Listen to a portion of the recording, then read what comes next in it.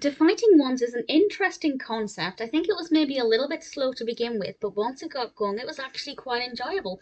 This is a Warner Brothers cartoon from 1961, directed by Freleng and written by Maltese, and Mel Blanc voices everybody. And among the everybody is Sylvester and this bulldog, and they're both going to the pound with other animals, and they've been handcuffed together. A little bit unrealistic, but never mind. And unrealistic, by which I mean a cat and a dog together, not that they'd handcuff the animals, but they both escape. But they're handcuffed together, and they spend the cartoon trying various different ways to get rid of these handcuffs. And obviously, it's quite difficult for them to walk when they're chained together. And they, it was a little bit slow, but once it got going, yeah, they had some really creative ideas. But will any of them work? Two of my favorite bits. These are spoilers, so I'll discuss them in a moment. But I think it's well animated.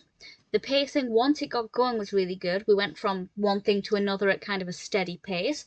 The character of the bulldog I really like. I also like Sylvester, of course. And I thought it was a really enjoyable cartoon. Yeah, a little slow to start off with, but it got better as it went on. A fun concept, pretty well executed, and unpredictable. I had no idea if or how they'd get the chains off, and I certainly didn't predict some of the things that they tried.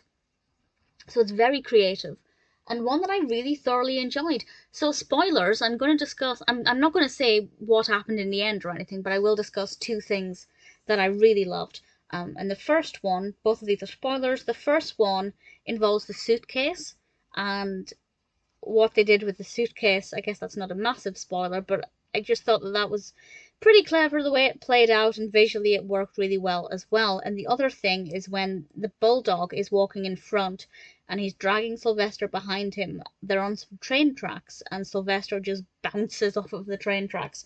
Just the sound effects and the way it was animated, I just thought was pretty awesome.